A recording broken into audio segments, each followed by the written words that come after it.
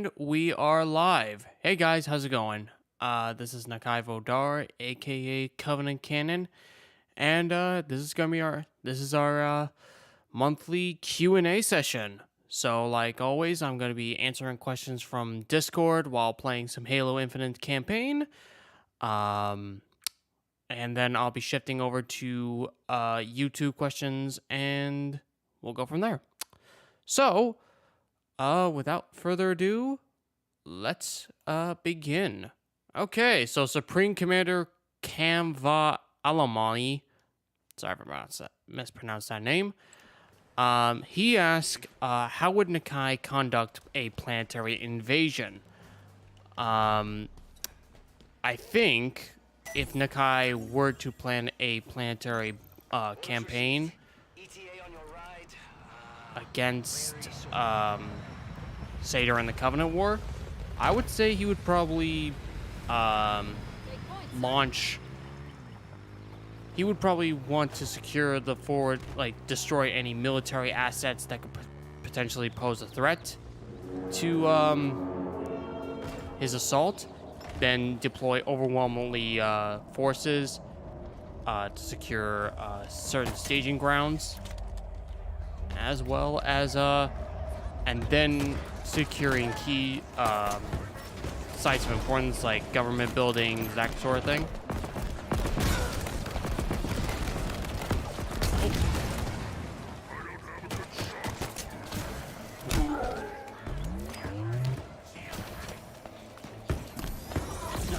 All right.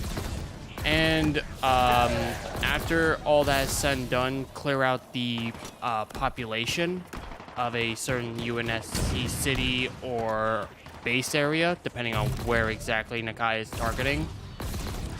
And then once all that is said and done, he would perform the usual glassing of a planet, as per usual Covenant tactics, I believe it was. I don't necessarily know like what usually a tactic for a Covenant commander would generally be. I think that will be explained in the upcoming encyclopedia that's coming out in a few weeks. But we'll have to wait and see. Okay, so Supreme Commander asks again, what weapons do you want to see in the TV show? What weapons would I want to see? I think if I were to want to see a weapon seen in the actual show, I would say I would want probably not. This is probably not going to be a legitimate. This is probably not going to happen at all. But probably either a curved blade, or hell, if brutes are coming into the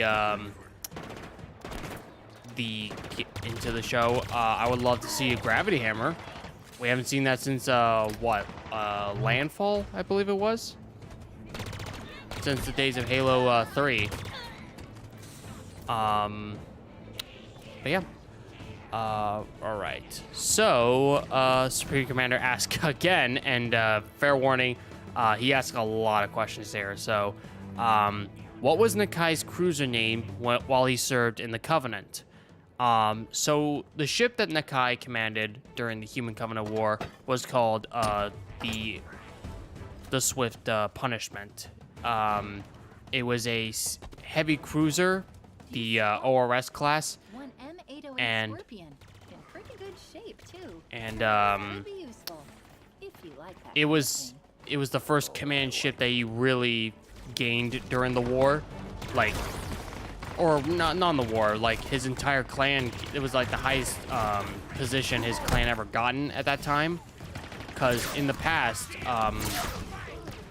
Nakai's line has always been more battlefield commanders and not so much naval. And when it comes to being shipmasters, they only been shipmasters of like smaller ships like CRS or SDV class ships. Oh, hold on. Here we are. Just gonna disable this thing. Bam. But yeah, Nakai's ship at the time was called the Swift Punishment, but after the Human Covenant War ended, he renamed it to Urus's Judgment after the sun, St. Helios' largest sun, and of course, because he's a follower of the old beliefs, he named it after the sun god Urus. Right? So, shop pilots ask, how is Nakai? Well, since the creator have taken over St. Helios, he has not been doing pretty well, actually. He's been freaking struggling all day in fighting Prometheans, as well as keeping his state free from the created control. Right? So, Supreme Commander asks again, how many UNSC ships did Nakai's cruiser destroy? That's very interesting. I don't think Nakai ever kept track on how many ships he destroyed, but if I were to give an educated guess on how many ships exactly, I would say maybe 50. Maybe, well, I wouldn't say 50. More along the lines like 25 to 30. I think that'd be more generous. Oh, all right. I'm taking that Banshee. Player usage. All right. But yeah, I would say 20 to 30 ships during the war, because he was a shipmaster. He gained his command like later on, like during the middle of the war. So I would say it wouldn't be as much as a shipmaster would have since the beginning of the war.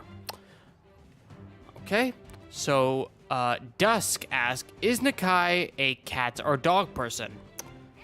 I'm not sure if I would count Nakai as anything at this point, because either of them, honestly, because I don't think he really has an objective opinion on cats or dogs, but I think he would like cats less because of how disgusting they be. And as for myself, I generally don't. I'm more of a dog person, so I'm being a little biased there, but that's just my opinion there. Okay, I'm just gonna slash that and slash you. Okay. All right, I'm gonna click this. Okay, so, Inquisitor Hang asks, does Nakai like anime? Nakai has seen human footages of anime, if that counts. I don't think Nakai generally has an opinion. I think he would find anime kind of weird. He would I'm not sure if he would actually like watch them per se, but more like what the hell is this stuff? I think that's like, what human drivel is this, or some shit like that. I think that's the only response he would get from an anime, rather than liking it or disliking it. He'd be like more confused, if anything else. Okay, so Supreme Commander asks again, how many citizens live in Nakai's keep? How many of those are warriors, and how many of those are normal citizens? So, okay, so we took care of Ransom Keep, so we're going to the Redoubt of Sundering. But to answer your question, Supreme Commander, I would say, in terms of warriors, in terms of Vodar Keep itself, Vodar Keep itself, I would say about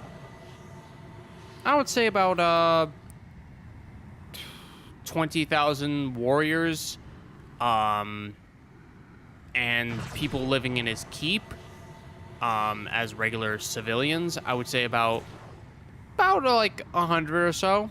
I think that'd be more accurate. It's kind of like living in a lord's keep during the Middle Ages, that kind of thing. Okay, so let me see. Maltinus, I hope I'm pronouncing your name right. Maltinus asks, has Nakai ever been accosted by the humans who blame him for his actions during the war? If so, What are his thoughts on such things? So, I'm not sure. Accosted? I don't think he's ever been, like, accosted per se, but I would say he's like heavily. Oh, sorry about that. I think he's been more. He hasn't really been around any humans after the war ended, but he does feel a weight of, I would say shame, or I wouldn't say shame, more or less as regret for what he did during the war. Not against soldiers, like UNSC Marines or anything like that. He's perfectly fine with facing Marines. It's facing down against civilians where he has issues with. Because he's pretty much been taught that to face a warrior in battle is to be an honorable opponent, to be an honorable fighter. But to kill like civilians, the defenseless and all that, he saw that as, he was taught that that was the act of cowards. Oh, and I'm dead. But he lives more by a creed, if anything else. And after the war, he pretty much felt like he betrayed that creed by carrying out the orders of the prophets, pretty much. And oh, ha, got him. And afterwards, he's been struggling to come to terms, find closure with that, honestly.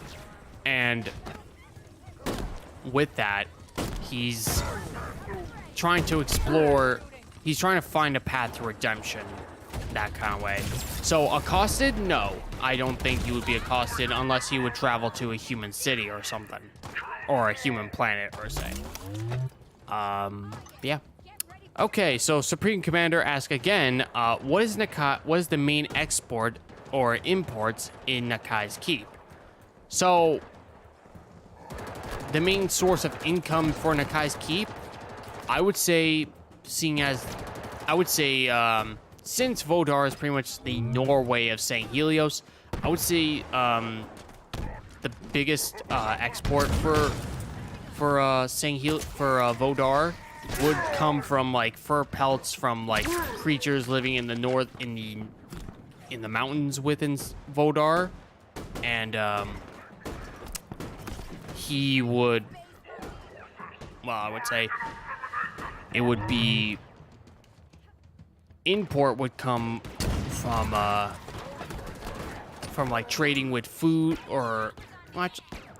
I think I'm struggling here with like export and the definition between export and import, but the main source of wealth comes from trading with pelts found from creatures living in the northern mountains on St. Helios, and he would gain exports from other states like food, like agricultural food from like places like Amdama, or like supplies from other armories on St. Helios, such as Akam weapons or merchants of key costs, that kind of thing. What was I gonna say? But yeah, that's pretty much. I would say for now. I'm probably gonna add others as well, but at this time, I think that's the best I can think of as a good export or import for Vodar at this time. Oh, I'm gonna take care of this. All right. So next question. Right. Nomad Galio asks. Oh, 1 minute before I answer your question. Ooh, sorry about that. Oh, Jesus. Scared the shit out of me, that berserker. Okay. Sorry about that. So Nomad Galio asks, what are civilians like? Oh, wait, okay. Let me reread this question again. What are civilians allowed to wield in terms of weapons in Vodar? Do they all have phantoms? Wait, what? Okay, I'm gonna need to reread Yeah, I'm gonna have to reread this question again. Wait, are civilians like allowed their own weapons? Do all phantoms have turrets? Do slip-space vehicles like liches get weapons? I'm not sure if that means like all civilians living in Vodar or the Covenant or anything like that. But in terms of Vodar, I would say, as saying Healy are warriors, I would say they would be allowed to carry weapons. Phantoms probably be allowed to carry turrets. Well, actually, I wouldn't say carry turrets in Vodar. I would say, considering the fact that the war is over, but in terms of slip-space vehicles like liches, definitely they would carry weapons, considering the fact that they're heavy gunships and stuff like that. So, yeah, I would say so. Oh, okay, take care of this chieftain here. Okay, there we go. Alright, there we go.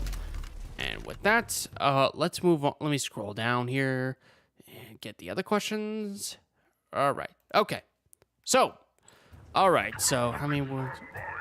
Okay. So, how many? Okay. So, Optimal Elite 77 asks, how many warriors would hypothetically serve under Nakai or any other Kaidan in the era? Like I said for my previous question, I would say about 2,000 warriors in terms of my own headcanon for Nakai. But it's at this time, it's really we don't have a general idea of how many warriors would hypothetically serve under a Kaidan during that era. But I would say around like pretty much like around the same as like you would typically find a Kaidan would any keep Kaidan would have at the time. Like Game of Thrones have like can have about like 12,000 soldiers under their command and stuff like that. So I would assume that would be the same case for Sang Healy clans on Sang Helios. But given the fact that Game of Thrones is more set in a middle-age thing and we live in more of a sci-fi world, I would say it'd probably be about like maybe ranging from thousands to tens of thousands. I would say it would be hard to give an actual estimate at this time. Oh, jeez. Okay, so I'm gonna free this prisoner. There we go. All right, so next question. Supreme Commander asks, what kind of medical care does Vodar Keep have? In terms, seeing as Vodar is mostly a traditional city-state, they mostly don't like medical professionals living there. And given, oh, hold on a minute.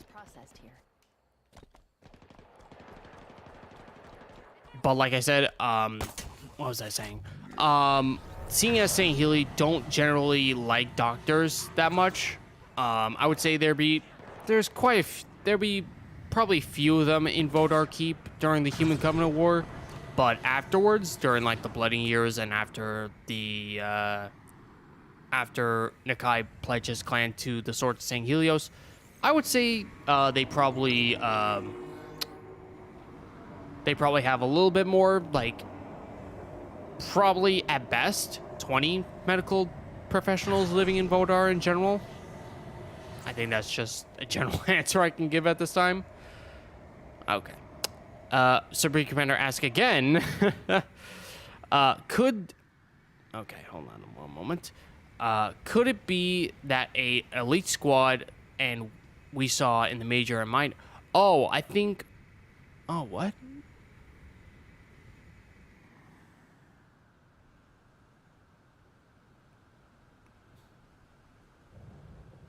Oh, this question might. Okay, this question is probably in reference to the Halo TV series, the first episode of the Halo TV series. Yeah, the Halo TV series. Sorry, my brain's like out of control right now.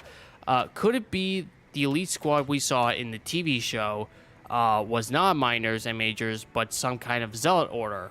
since zealots are mainly used to find artifacts retrieval and they move in small teams.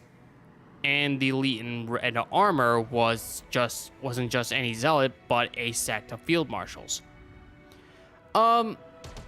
In terms of the TV show, I don't think they were zealots. I think they were more like minors and majors, trying to keep it more simplistic for the sake of the story of the TV show, instead of like going like all over with like, oh, hold on.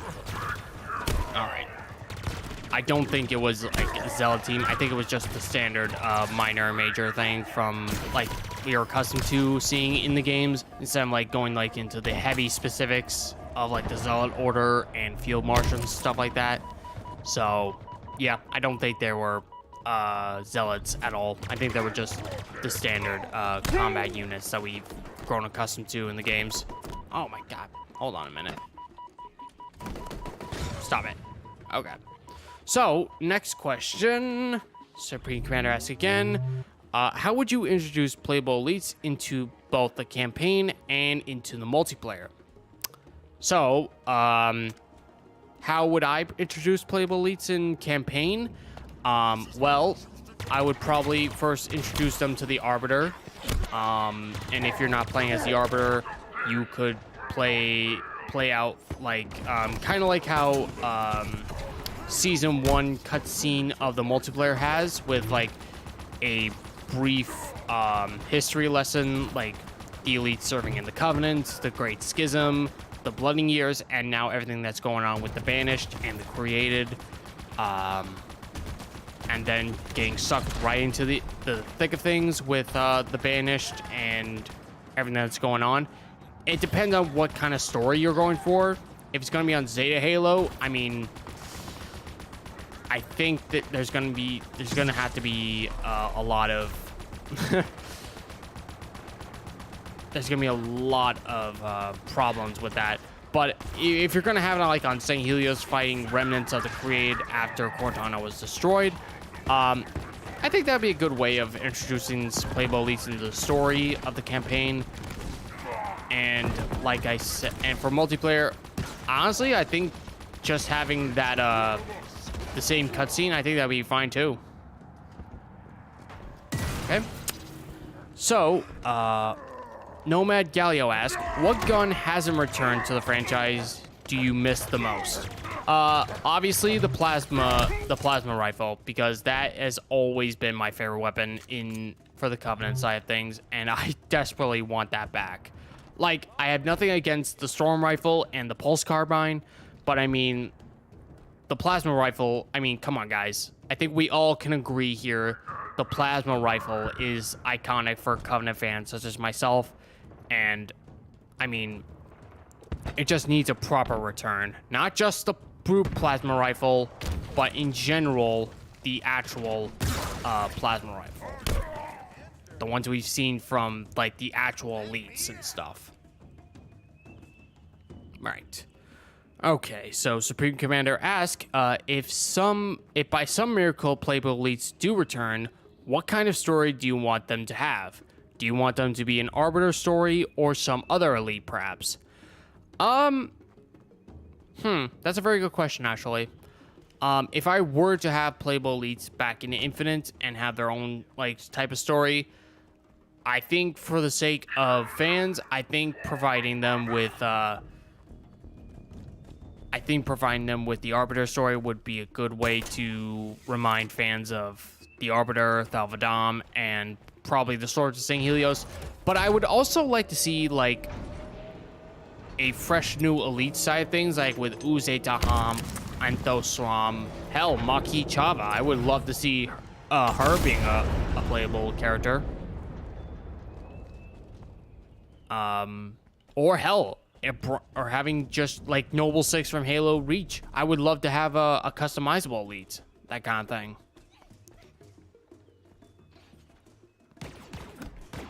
Oh, hold on a minute. Just deal with these brutes here first. No. Come on. There we go. Alright. Yep. go. Okay, so back to Supreme Commander. Has Nakai ever encountered the Prometheans? If so, when and where? Yes, Nakai has faced Prometheans, and it was pretty much during the whole Create Uprising after the events of Halo 5. Ooh, sorry about that. Burping a little bit. Burping action there. What was I gonna say? Yes, he has faced the Prometheans, and it was just after the events of Halo 5. I think that was explained in Bloodlines, or not Bloodlines, Halo Bad Blood, that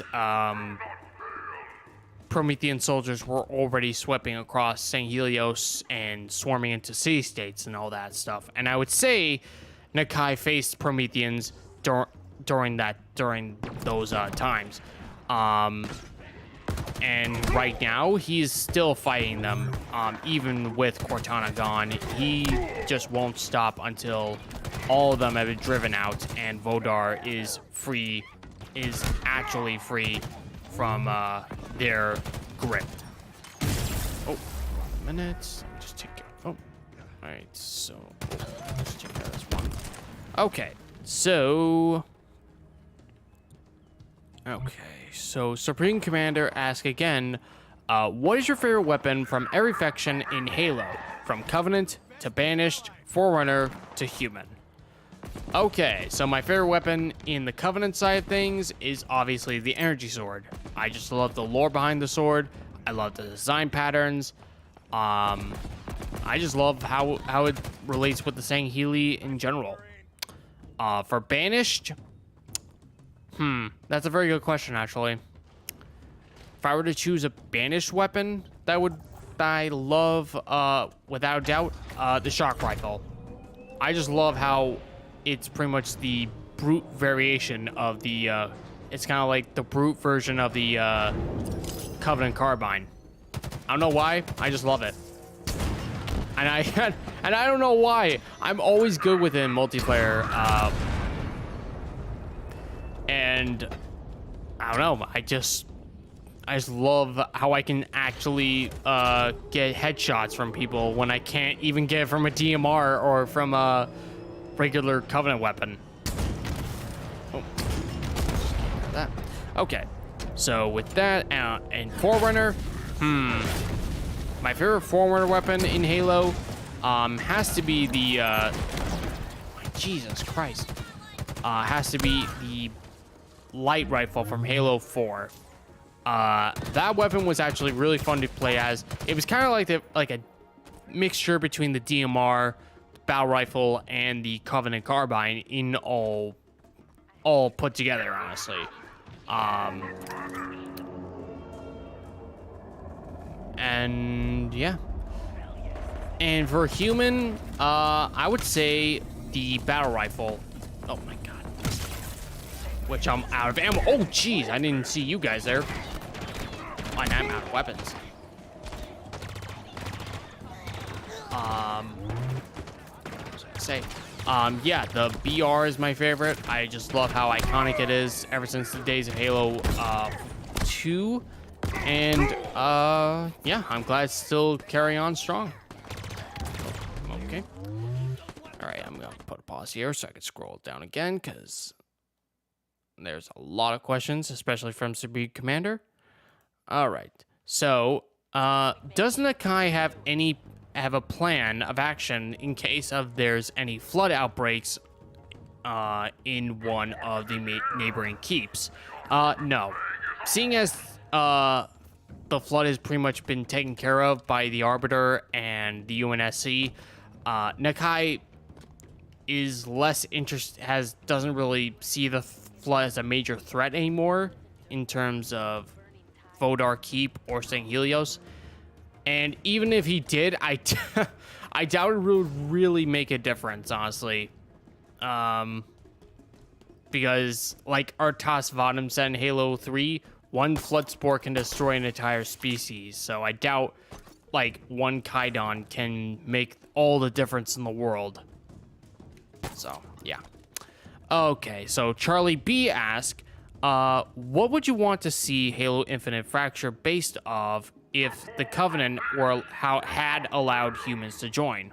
What do you think or want their armor to look like?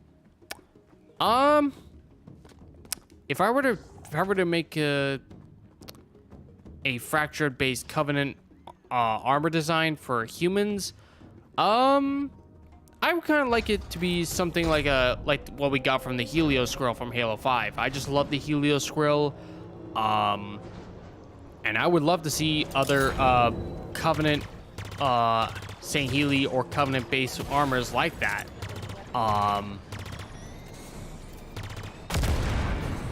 But I mean, if we also got like Jirohanite based armor, based like what we got from Halo 3's chieftains, hell, I would be all for that too. Oh, a minute. Right, there we go. Okay. All right, let me see here. Supreme Commander asks, what weapons do you want to make a first appearance in Halo? I think I've answered this before in a previous Q&A, but I would love to see oh, hold on a minute. I would love to see the curved blade or the burn blade make an appearance. If we were ever to get a St. Helios-based campaign again.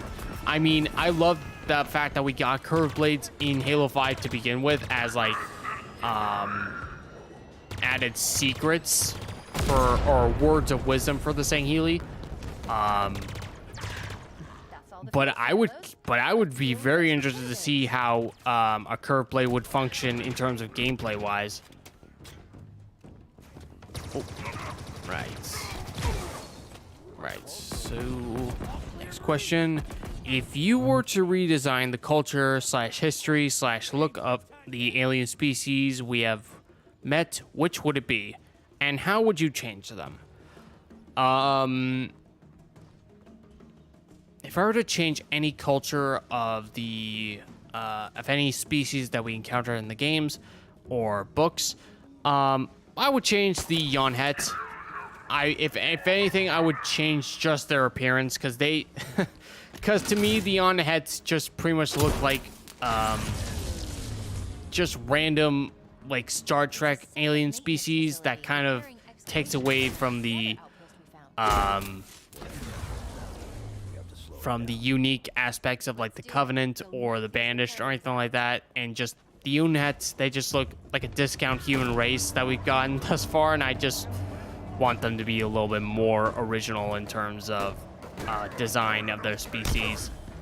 But I like their lore as pretty much part of like the Covenant fringe and just being like a client species rather than an actual member of the Covenant.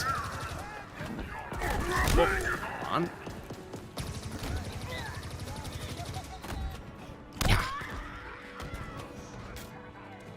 Right. Ooh, hold on one moment while I take care of this chieftain. Oh my. Not so much chieftain, but an officer. There we go. Okay, so now we got that taken care of. What's next? Oh no, it wasn't Supreme Commander, it was Optimal Elite. Sorry about that. That was your question. Sorry about that. But here's Supreme Commander's actual question. What weapon do you want to see change both visually and functionally in Halo? I would like to see the pulse carbine changed in terms of like just function, just appearance, because honestly, it just looks like another storm rifle, and I would like to see more expanded upon like the firing rate and just making sure that they're like not just like another weak ass plasma based weapon like that always gives way to like to the usual Halo or not to the basic UNSC / Forerunner weapons that we've gotten thus far. Because in terms of gameplay, the Covenant / Banished weapons have always been like the weakest armors, or not the weakest armors, the weakest weapons that players have ever used, really. my god, jeez. Jeez. Okay, hold on. Jeez. Okay, hold on. Gotta move a little bit.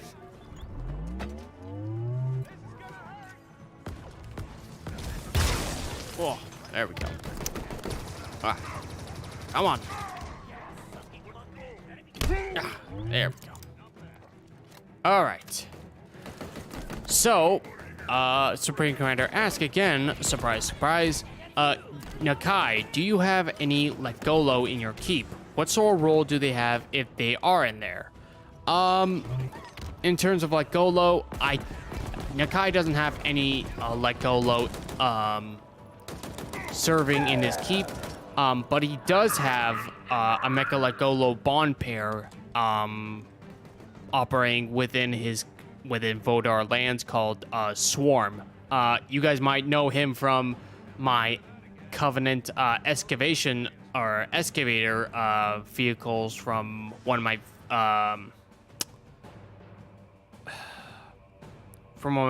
excavator videos.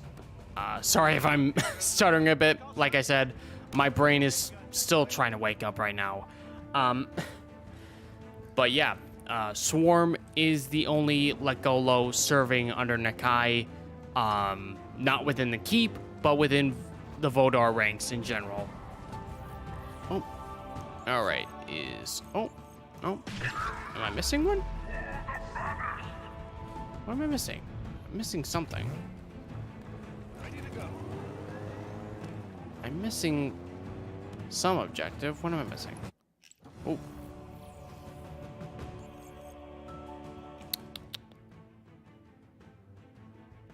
Am I missing something? I thought I took care.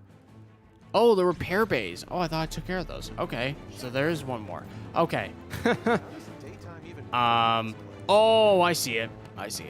Okay, so what question is next? All right, Supreme Commander asks again.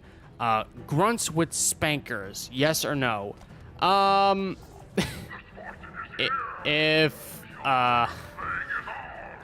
If grunts with spankers, that's actually very terrifying, actually. Because grunts with fuel rods are freaking terrifying enough. With spankers, oh my god.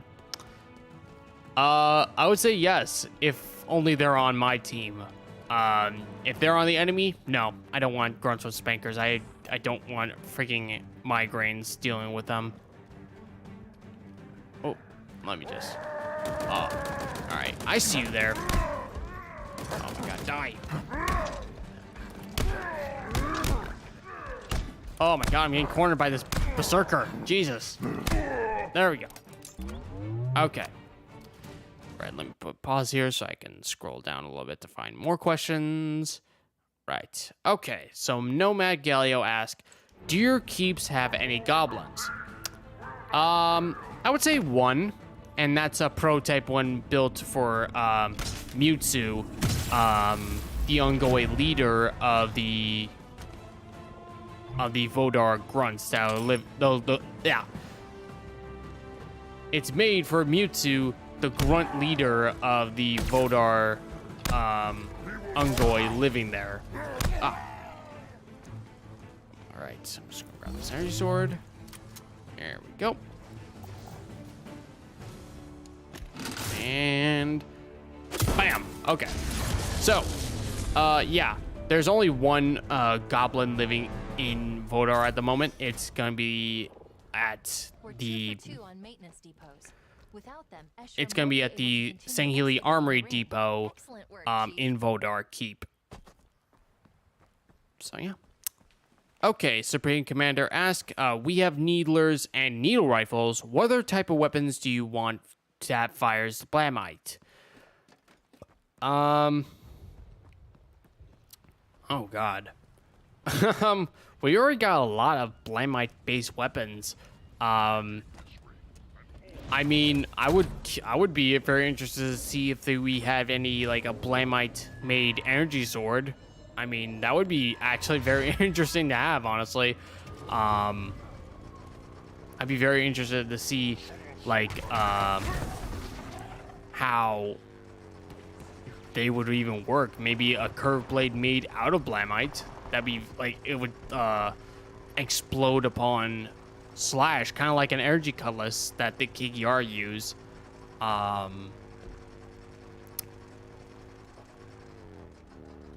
But aside from that, I really can't think of any other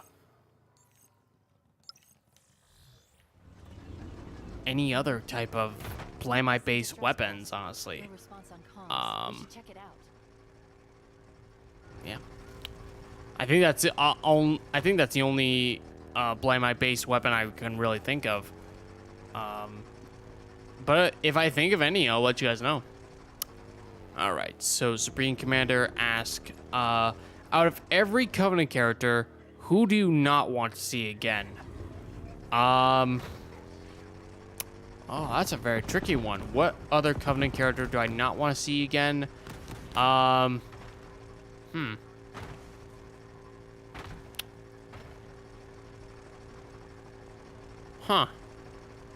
Very good question. I'm gonna have to think about this. Oh.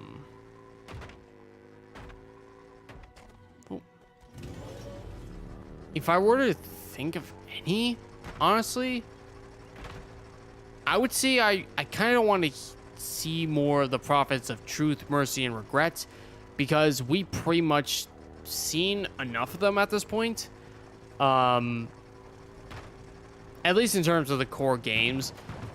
They're obviously going to be in like the Halo TV series and all that, which, I mean, we're going to see them anyway, but I mean, I want to see exploring more prophets aside from truth, mercy, and regret.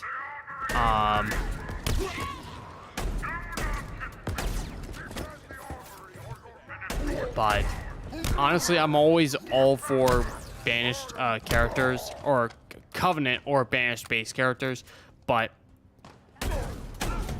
I just think probably like the core prophet characters, they've been kind of taking the spotlight a lot lately, and I kind of want to branch out to other prophet characters. Like, I mean, I love Zoe Reskon, Das Bazvad, and Tem Betek. I mean, those were kind of cool characters, honestly.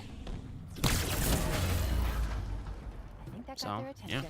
Banished reinforcements inbound. All right, so Supreme Commander asks again. Oh, this isn't really much of a question. It's more like a response to Infinite's multiplayer, which I'm not going to be doing because I've seen enough of like complaints about Infinite's multiplayer, and I really just don't want to hear any more about it. Honestly, it's just so draining at this point. So yeah. I will be skipping that question, but,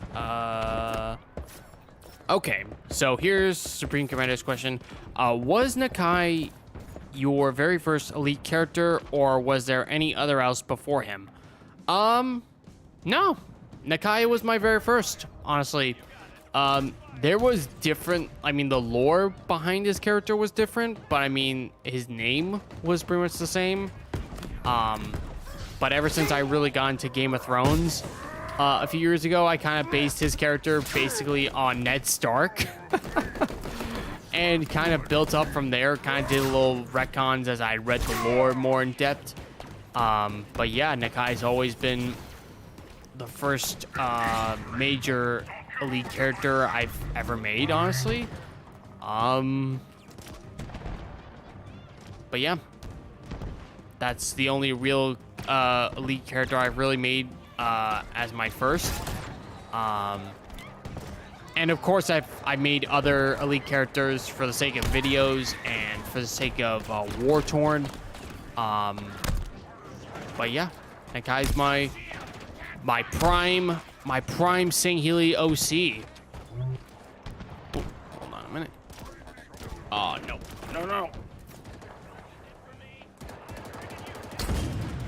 Oh, I missed. Okay, there we go. All right, so next question goes to Dark Vex. How did Nakai react to the rise of the created. Nakai was when he heard Cortana's message of fealty across the stars, he knew what it meant. He knew it was like a declaration of malice and war. And he was like, hell no, where I am not submitting to some random construct demanding obedience. As far as he was concerned, he just liberated, like, the Arbiter and the Sword saying Helios just liberated their planet from the tyranny of the Covenant's shadow, and the last thing Nakai wanted was to go through that again. So yeah, when the Creed started up, he immediately gathered his warriors to face this threat, and to die in the defense of St. Helios and Vodar Keep. So yeah. Okay, so Connor Lawson asks, has there ever been any attempt of multi-species colony, human and elites, for example? Yes, there has actually. There has actually been an attempt. There has actually been multiple attempts of joint species colonization efforts in the Halo universe. The first one, actually, the first two were introduced in Halo Fractures, actually. The first one being on Onyx, between the UNSC and the Swords of St. Helios. And they built their own city called Passopolis, and it was actually explored more in Legacy of Onyx,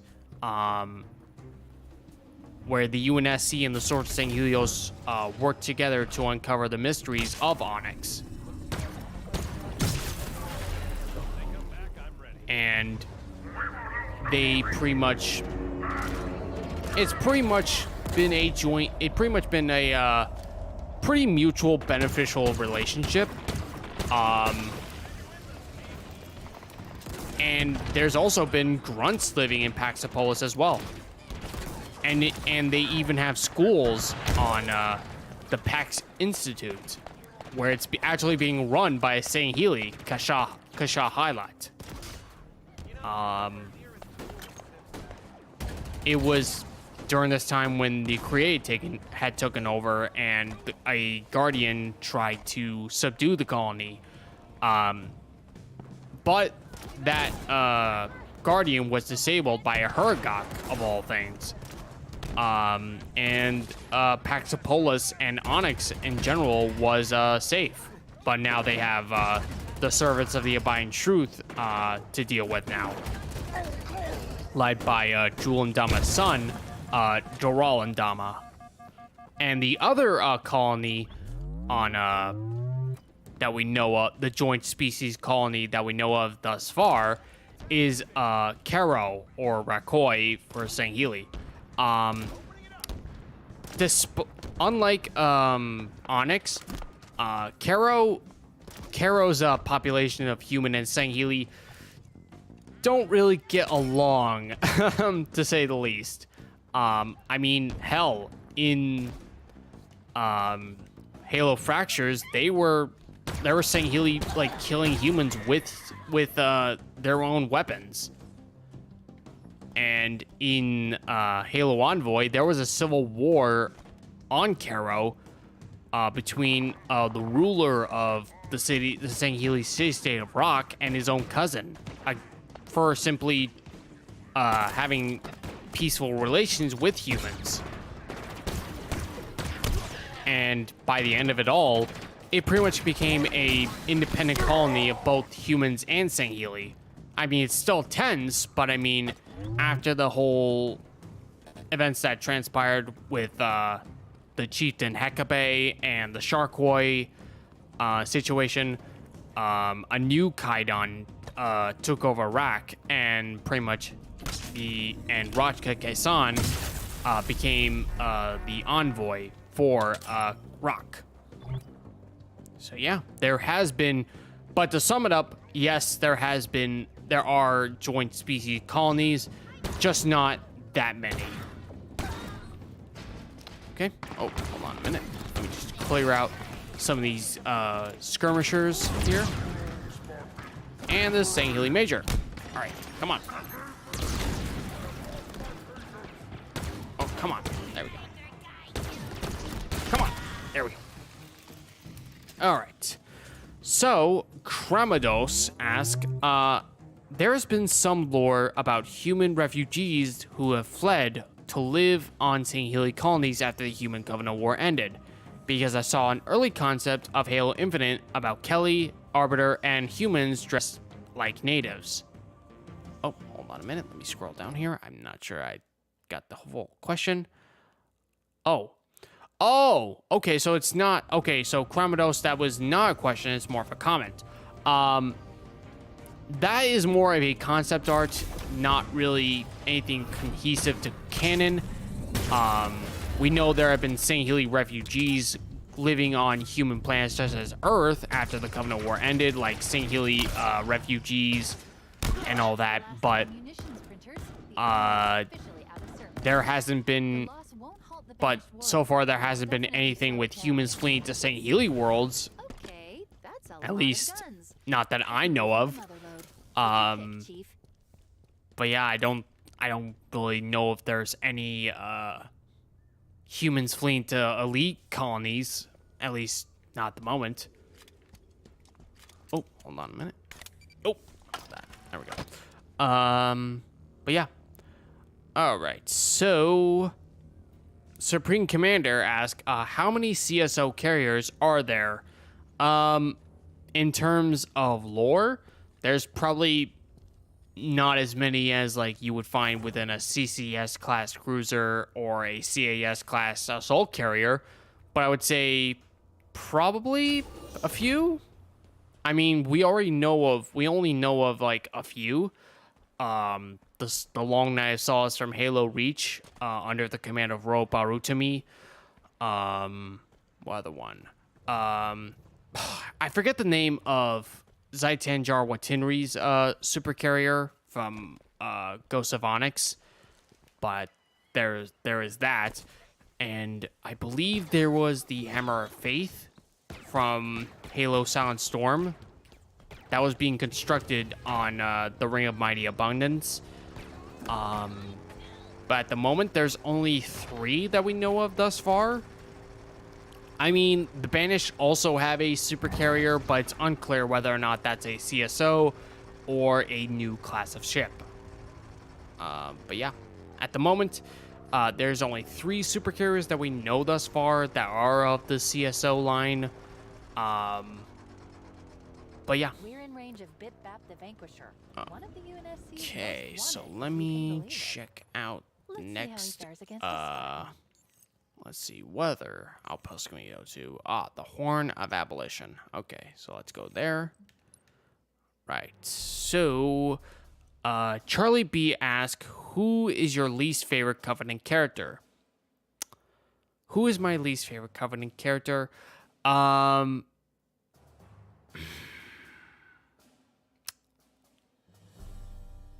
again isn't that it's kind of the same as the other question I've answered. But my least favorite Covenant character has to be Tartarus. I think he's just like a generic brute that we've seen like since Halo 2, like hates elites, wants to be head of the Covenant military, that kind of thing. He just feels a little bland to me. Honestly, I don't really see much motivation with him. I mean, I know we got stuff from him from First Contact and Broken Circle, but I mean, nothing really to flesh out his motivations to make him really a likable character. Like, don't get me wrong, like, I still enjoy his character in Halo 2 and seeing him in other franchises, but compared to other Covenant characters, he's just not as interesting, I would say. But yeah, Tartarus, probably my least favorite out of all the Covenant characters in the Halo series. So yeah. Okay, so, hold on a minute. Damn it, a shade turret's firing me. Okay, let me go down here. All right. So, Chromados asks, human Saint Healy relationships and politics in the present. Okay, I think that's a question in regards to human and Saint Healy relationship right now. Thus far, the relationships between the Saint Healy and the humans have been mixed a little bit. I mean, the Swords of Saint Helios are still friends with the UNSC. But as of now, like, we don't really know beyond what we know from Halo 5. Beyond the basics, really. Oh. Hold on.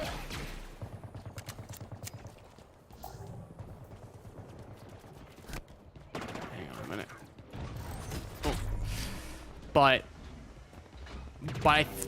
we will be getting a new book later this year, Halo Outcast, that's going to be a Vale and Thel team up.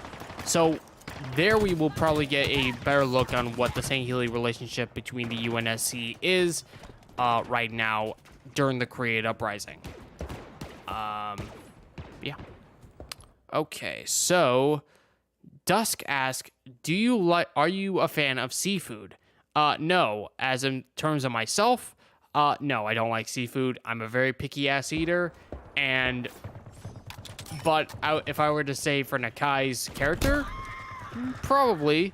I mean, like I said, Vodar Keep is pretty much, or the state of Vodar is pretty much the Norway of St. Helios. I mean, I would say they would probably have a good amount of seafood in terms of their palates. So I would say for Nakai, yeah, probably.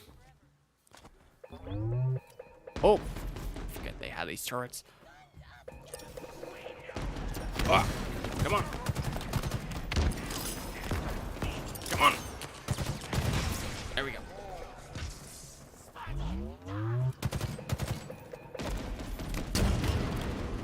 Oh, how are you not dead? Ah. Okay. All right, well, I'm hiding behind here. Supreme Commander, if you could, what culture would you like to see the elites have? For example, Roman, Egyptian, or something else. I think he's asking what other culture would you like the Saint Healy to have in relationship. If I were to have the Saint Healy have anything other cultures based it on, I mean, I wouldn't mind seeing Roman type culture being introduced for the Saint Healy, in terms of, at least for politics wise, like during their time with the Covenant, or probably the Council of City States during the War Beginnings, maybe. I wouldn't mind seeing more how the Covenant politics worked with the High Council. Oh, hold on. Ah! Oh, hold on a minute, guys. I gotta take this call for a minute. I will be back in 1 moment.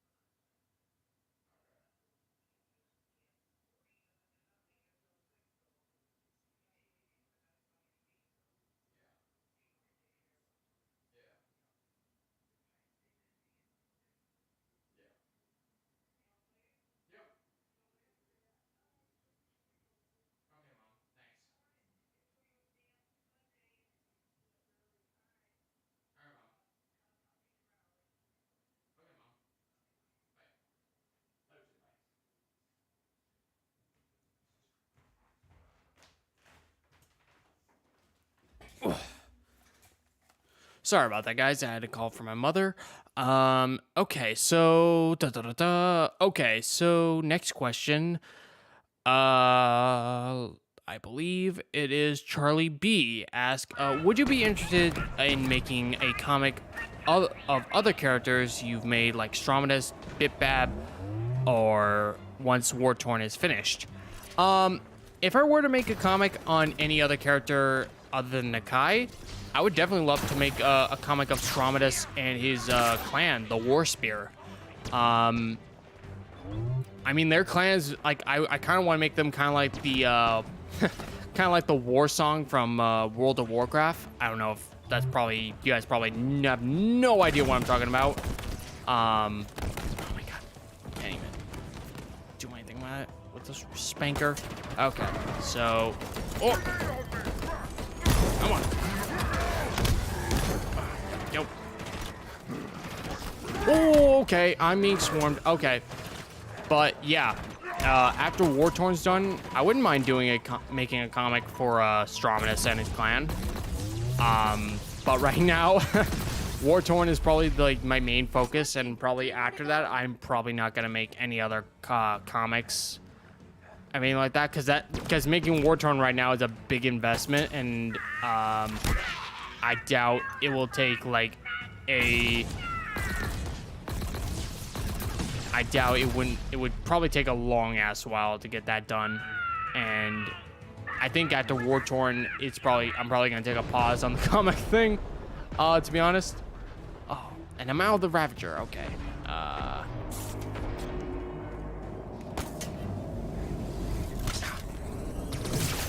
right, got that one. Oh no! No! No! No! Oh, come on. All right. Oh. Okay. Come on. There we go. Oh, no. Oh, no. Okay. All right. I'm taking it out of here. No.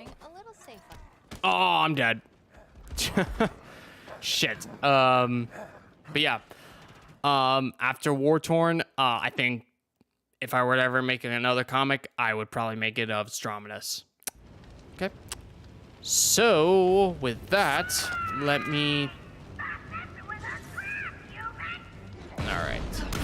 Oh, what? What the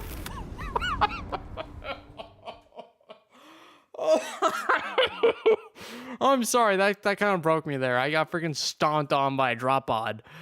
Oh.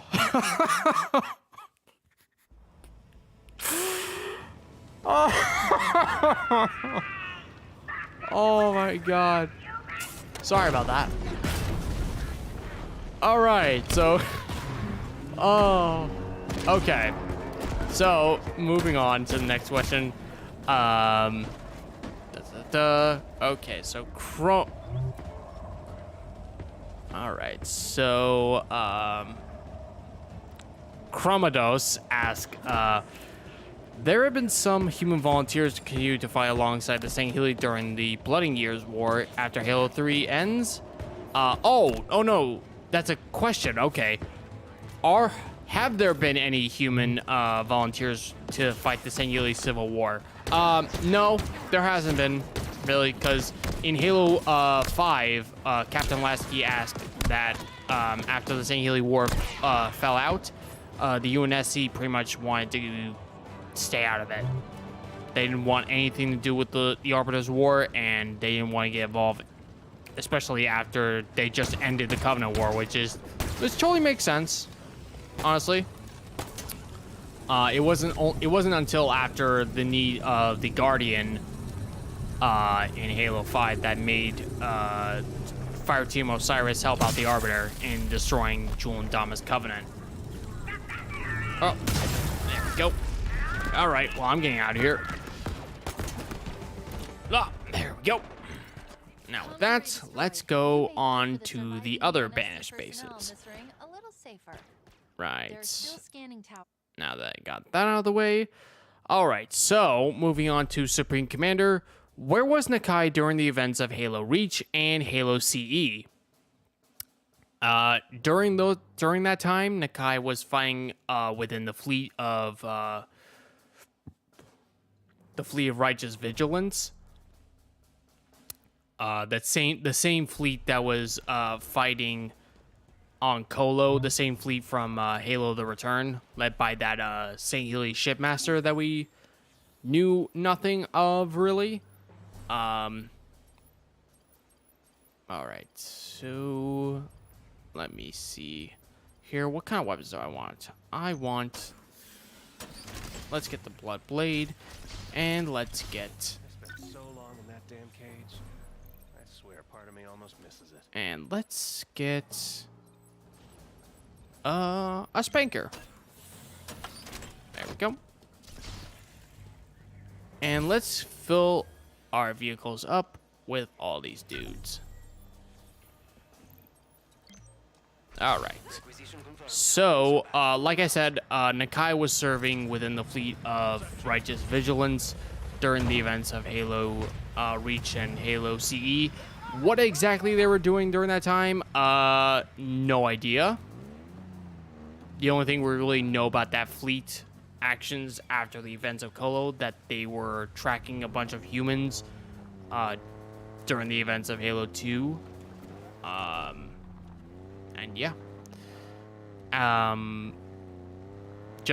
But to sum it up, Nakai was serving within the fleet of Righteous Vigilance and wasn't at all present during the events of Reach. Oh no! In the events of Reach, actually, I do know what happened during that time. The fleet was participating in the fall of Reach, and they were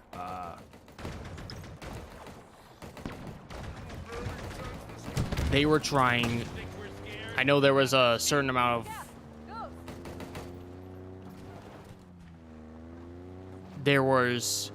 I know during that battle, the shipmaster from the Return tried to destroy some orbital platforms. So I think it would be safe to say that Nakai participated in those similar engagements. So, yeah, I would say he would probably, during the events of Reach, he would definitely be fighting, at least not orbitably, but probably during ground combats as well. Probably the last days of that battle. Oh, okay. So with that, let's move on to the next question. Brutus, Lord of the Nile, asks, wouldn't there be Blamite spears instead of swords?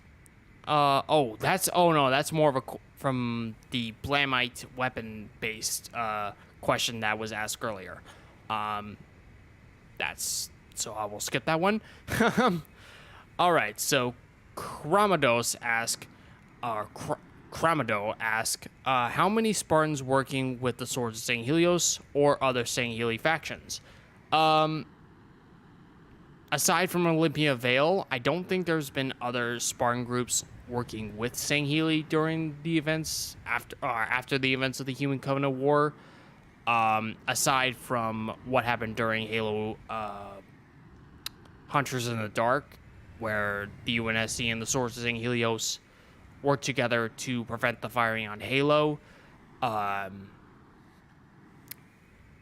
And of course, the events of Halo 5, where Fireteam Osiris helped the Arbiter crush the remainder of Jewel and Thomas Covenant. And what we're gonna get with Halo Outcast, with the Arbiter and Veil team up that we're gonna get. Oh, let me just park my banship right there. Oh, nope, that didn't work. All right, so before I move on, all right, let's go to Optimal Elite. What were the number of Nakai's fleets during the final years of the Human Covenant War? The exact size of the fleet of Righteous Vigilance isn't really known right now. I would say it's a pretty standard size Covenant fleet. But beyond that, it's only I can only guess. Okay, so we got a number of questions from Brutus right here. Hold on, let me actually move out of Annex Ridge before I answer them further. There, come on. Ah, there we go. Let me just get out of here. Okay, so Brutus, Lord of the Nile, asks, what do you think how St. Healy lives live? Okay, hold on. Let me actually reread this question. What do you think how St. Healy lives among humans is? They have really lost a bunch of what they believed in sense of their feudal system and cope with humans. In terms of St. Healy, the St. Healy haven't really lost their feudal relationship, at least among themselves. But they have with the Covenant, the other Covenant species. But their feudal system with Kaidons and all that hasn't really changed that much. And the only thing that's really changed within their society is their religious beliefs. Nothing really about the St. Healy culture has really changed since cooperating with humans. Only that there's not really that much of combat that much, really. So yeah. He also asked, would you count the War of Beginnings as the fall of the samurai? Most or some has some similarities where Thel tries to establish a quick change to the St. Healy and unite them under one banner. Okay, so you're kind of confusing the War of Beginnings with the Bloody Years. The War of Beginnings was the foundation of the Covenant and the end of... It was the war that brought about the formation of the Covenant and pretty much brought an end to... The only thing it really brought to an end was the pre-Covenant St. Healy belief that all foreigner objects were sacred and couldn't be touched. The conflict that I think you're referring to is the Bloody Years, where Thelvadam is trying to unite the clans of St. Helios under one banner. But to answer your question, I wouldn't say it's the fall of the samurai, more or less. But I would say it would be more like I would say it'd be more like I'm gonna make a quick sidebar, not towards history, more or less to another fiction, Star Trek. In terms of the Klingon Empire, there was an ancient warrior named Kalos the Unforgivable. He pretty much united the tribes of Kronos and united them under one banner, his banner. So I would say, in terms of the Bloody Years, I would say Vadam's attempts to unify St. Helios is pretty much the same as Kalos's in terms of Star Trek. In that kind of respect. Yeah.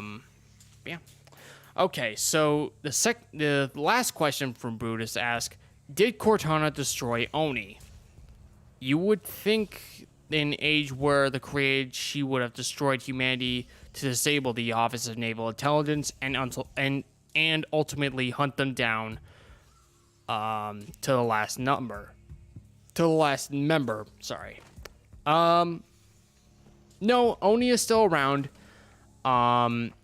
It's probably heavily crippled since the events of Halo 5, but they're still operating, as far as I can tell. They're probably more operating under cells, like insurrectionists would, but I wouldn't say they're disbanded or anything. Just more in hiding, being more of a clandestine group, kind of like Section 31 from again Star Trek. But yeah, I don't think Oni is gone, more or less, but more put underground, if anything else. Okay, so our last question on Discord comes from, surprise, surprise, Supreme Commander. How would Nakai react if he saw a CSO flying over the lands of Vodar? He would probably be really concerned. He would probably, like, rush everyone to the defense. Like, if Nakai were to see a CSO, he would probably think it was probably a Covenant Remnant group trying some shit. And he would probably not. He would probably be rushing to have everyone be ready to fight to the death, pretty much. But I don't think he would see a CSO as like anything friendly, if anything really.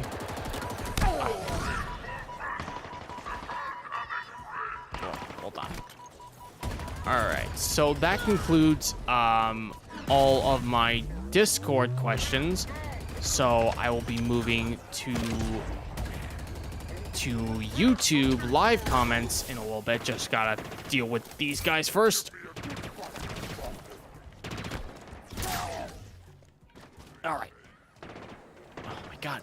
Hold on.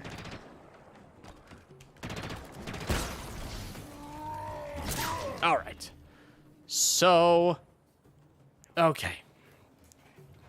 All right, so now with that, I'm going to be moving on to like I said, I'm going to be moving on to YouTube questions, like so. Okay, so let me scroll up just so I can get some questions here.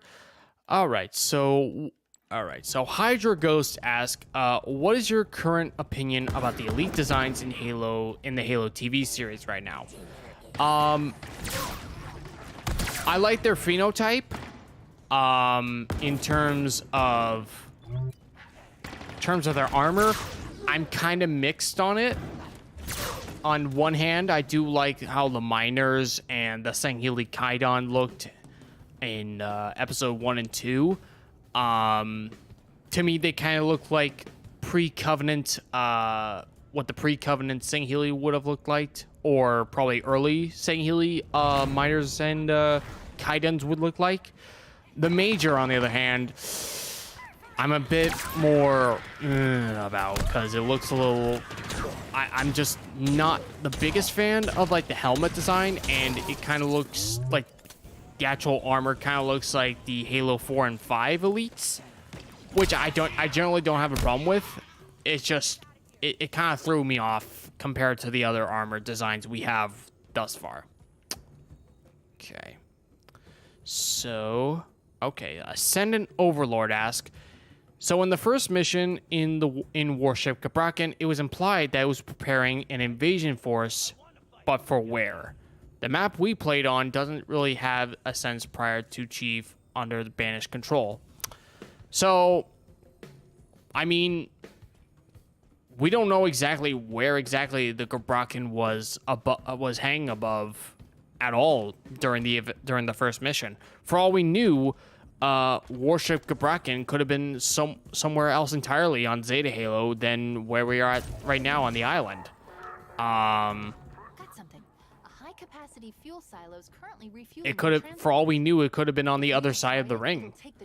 And bring this operation to a halt. But yeah. At the moment, it could be anyone's guess on where exactly the Cabrakan was preparing its invasion force for. Oh, hold on. Before I answer your question, I gotta deal with these ghosts. Oh.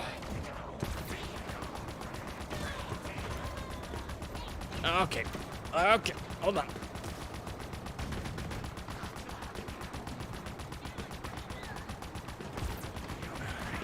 All right, there we go. Okay, so now let me ask some of the. Oh, come on. Gotta find a way to avoid the sniper. Okay. Sorry about that. All right, so if you could ask Nakai, what were the Healy reaction to female Marines and Spartans? Oh, okay. So you're asking me what would Nakai's reaction to be to female Marines and Spartans? When the Covenant War began, Nakai would encounter female Spartans and Marines.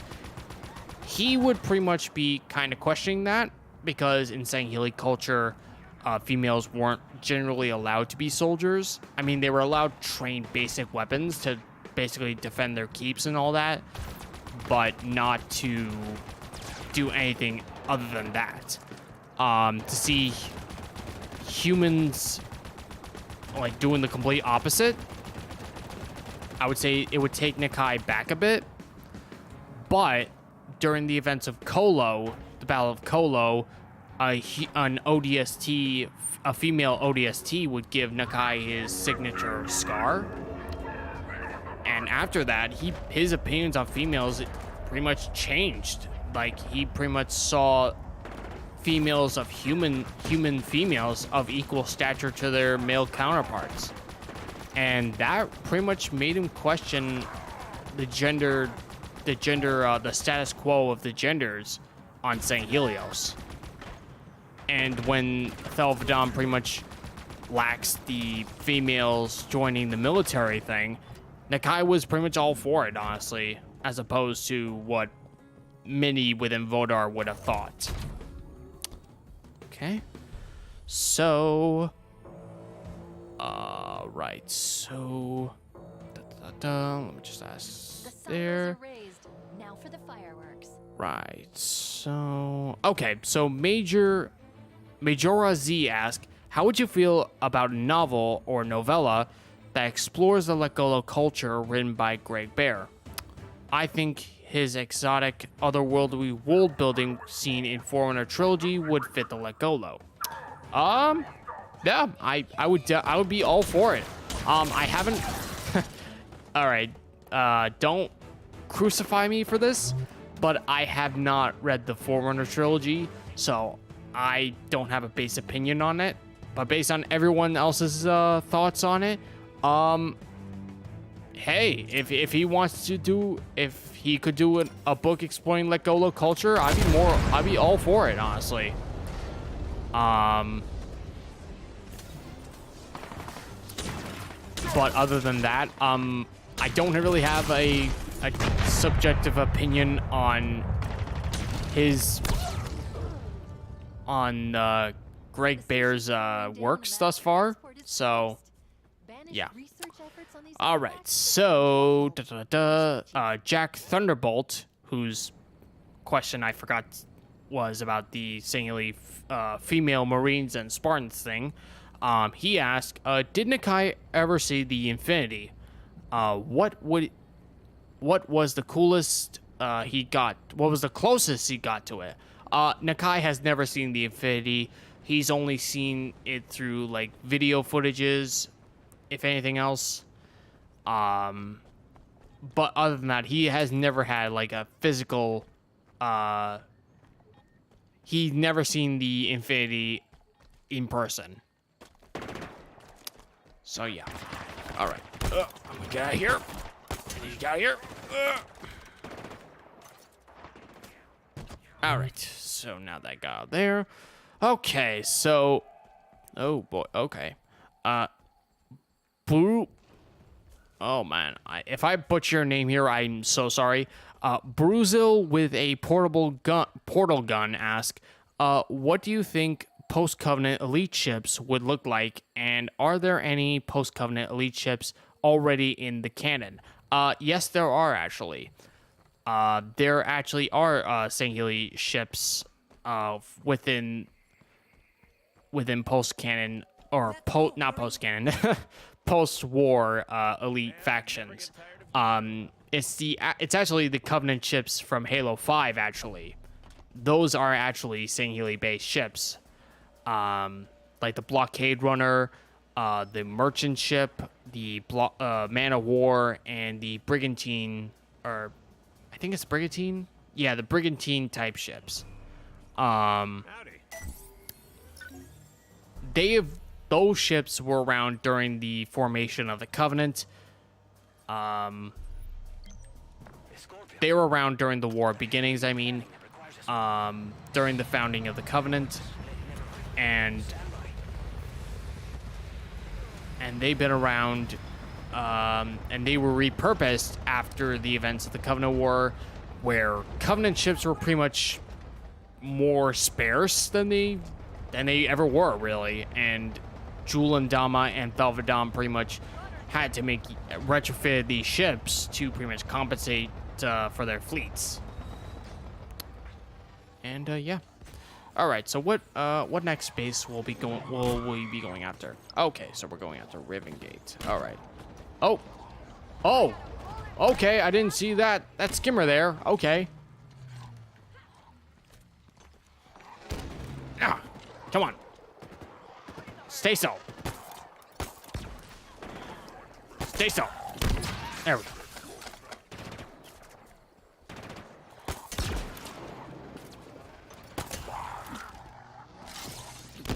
There we go. All right. All right, I'm gonna go in the opposite direction.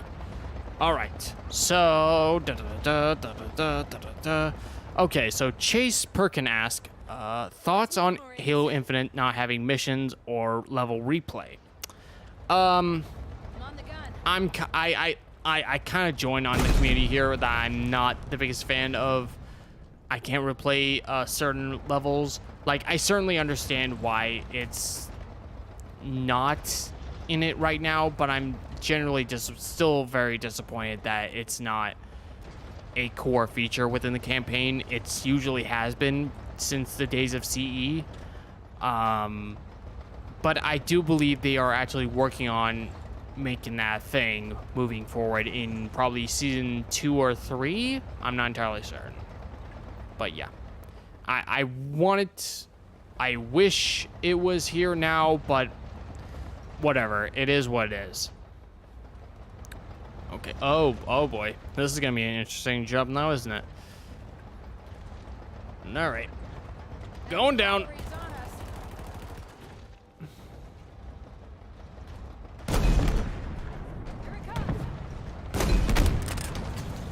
All right. So, okay, so Jack Thunderbolt asks again, what are Nakai's thoughts on St. Healy medical profession?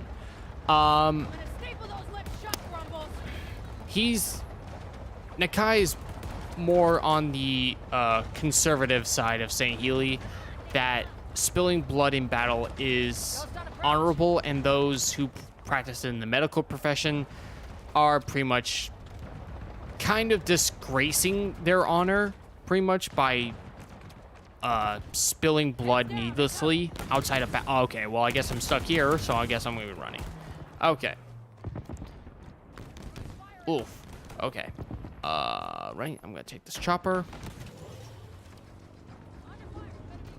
And while he tolerates doctors, he doesn't necessarily like them that much. And if his warriors choose to have medical profession, he would not look favorably on it, but he would understand it nonetheless. It's their choice, and ultimately he would honor any choice, no matter how much he would disdain it. Okay, so Hydra Ghost asks, what was Nakai's reaction once he began hearing of the Spartans during the Covenant War? Did the beliefs he had during the Covenant considering them as demons? Oh, okay. Did he consider them as demons like the others within the Covenant did? When he first heard of the Spartans, yeah, he pretty much was. He shared everyone else's opinions on them being demons, and he never really encountered them during the Human Covenant War. The closest he ever came to Spartans were the Spartan 3s, the ones with the spy armor, and also those during the Fall of Reach, like Noble Team and all that. Not exactly Noble Team, but Spartans like Noble Team. Oh, hold on. Ugh. All right. But like always, but after the Covenant War, he pretty much saw Spartans as worthy opponents, and honorable warriors, pretty much. And if he were to fight alongside them, he would consider it a great honor, pretty much. Oh, let's get to the higher ground. Nope. Oof, there's a bit of glitchiness here. Oh. Ah.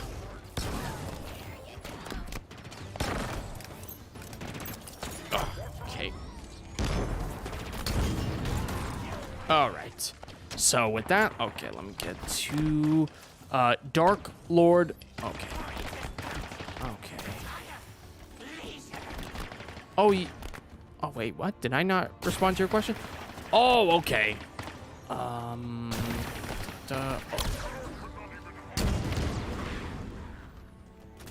Okay, so right, let me see here. Let me just pause here so I can scroll down a little bit.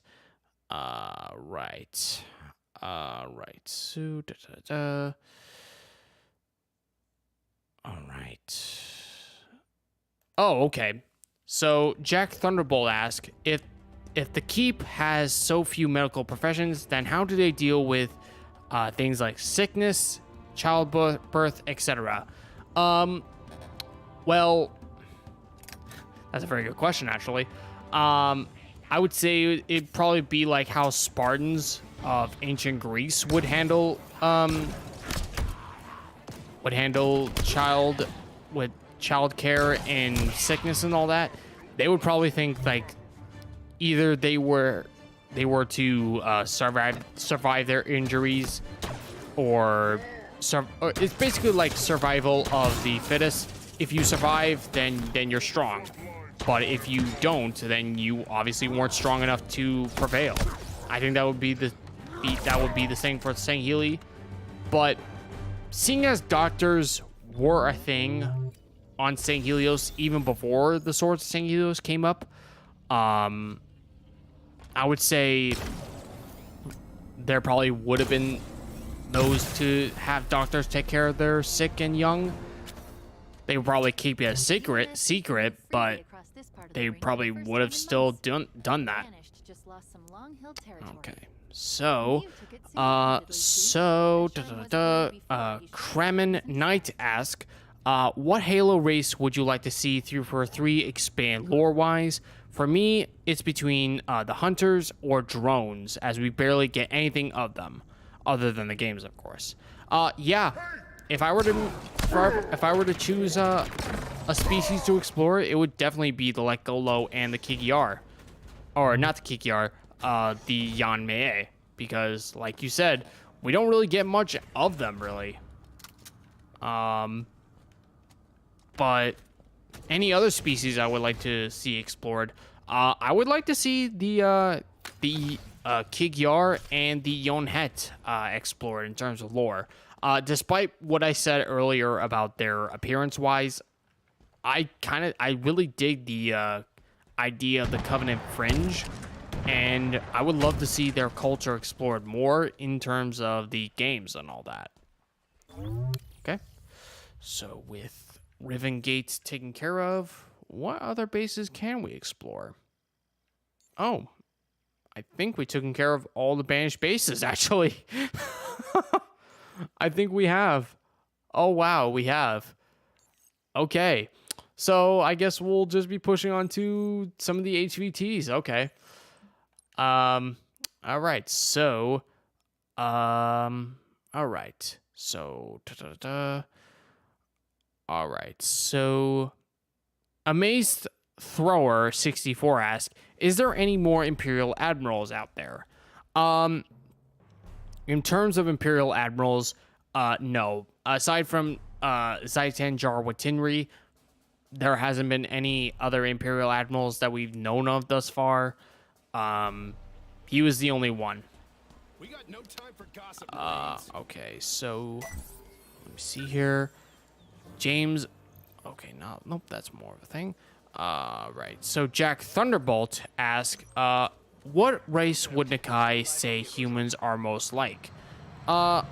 I would say Nikai would probably compare humanity to the Healy pretty much, because despite their differences, he has studied human history throughout the years, and he notes that their histories are pretty much kind of same, pretty much, and their culture as well.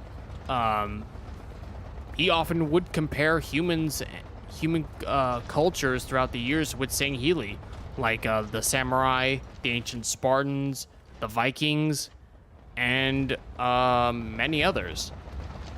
So yeah, if Nakai were to compare any other species to humans, it would be his own. All right, so all right, so let me look here.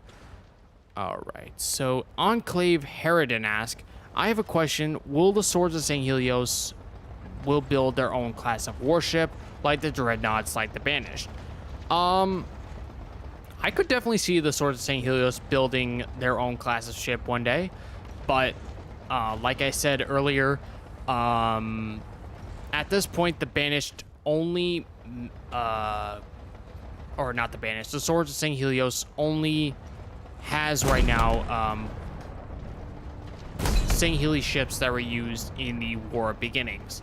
As far as we know, aside from also old Covenant ships, there hasn't been really any other ship class that we know of that the Swords of St. Helios really use.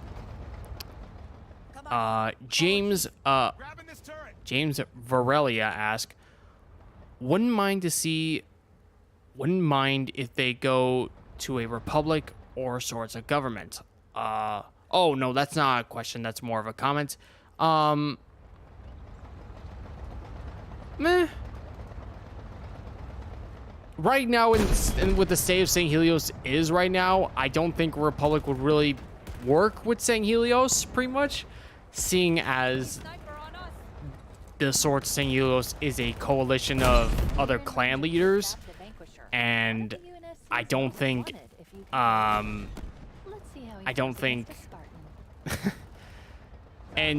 many of those clans within the Swords of St. Helios are pretty much bicker a lot, and even Olympia Vale commented during Halo 5 that to maintain peace after the Covenant was taken care of, that would be the most difficult part the Arbiter would have to face. So, I mean, would there be a new council to serve St. Helios? Maybe, but as far as we know, the Arbiter is probably going to be the only thing keeping the St. Healy together once all this created and banished business is taken care of. Oh my god, hold on. Ooh. All right. That's a wrap on BitBap. All right, so now that we've taken care of BitBap, let's go to some other HVTs, shall we? Let's go after Thav Sabarin. Right. Okay, so... Okay, so Jack Thunderbolt asks, where can we view War Torn? War Torn right now is on my Twitter feed. Just look up a War Torn trend, and it will instantly pop up, I think. And I would also look up Nakai Vodar, including with War Torn. I think that will also pop up with Twitter. But like I said, War Torn is out as a motion comic right now, or not motion comic, more of an audio comic for everyone to see. I might post a link to I might have to update my Tumblr thing with the new pages, but War Torn also has a Tumblr page. That is also found in the description, I believe, of every one of my videos. So if you want to check out War Torn, it's in the description. Right? So let me just scroll down, find more questions. All right, so here we go. All right.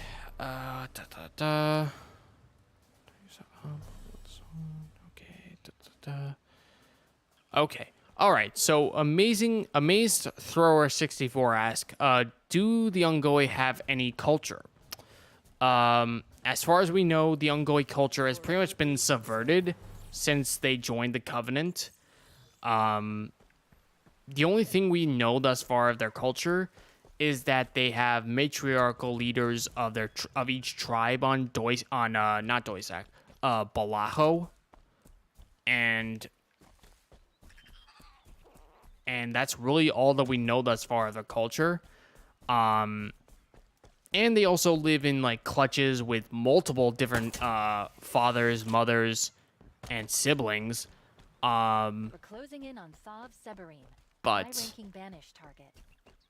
the only other thing we know of grunts is that they are very intrigued with human culture, and they pretty much, and during the war, they pretty much sold human soap operas on a silver market, on a black silver market. So yeah. All right. So let me just ask: are there? Okay. So. Okay. Jack Thunderbolt asks, also, did the Saint Healy what did the Saint Healy think?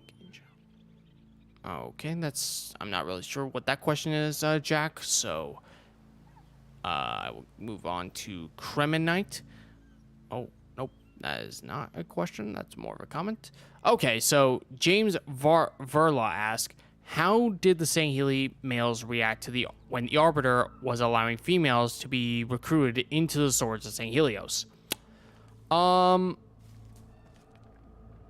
Thus far, there's not really been a reaction from the actual swords in terms of the Arbiter instituting that law, but we know from Shadow of Intent that Urtas Vadum's second in command, what was his name? His name is a blank right now, but we know that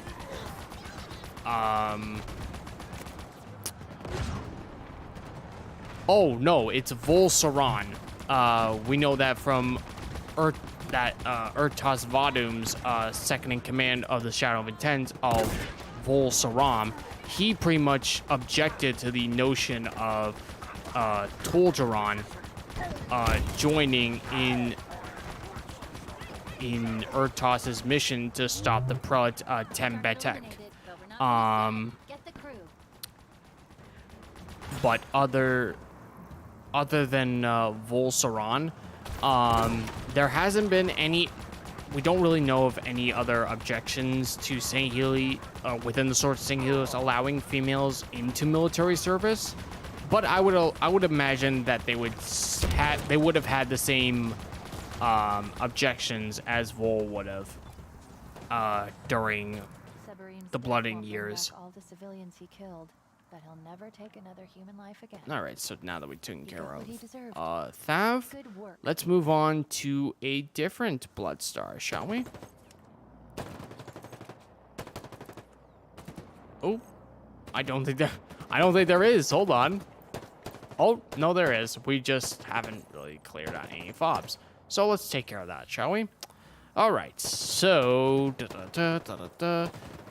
All right, so James asks again, has Nakai ever encountered Spartan 4s from the Infinity?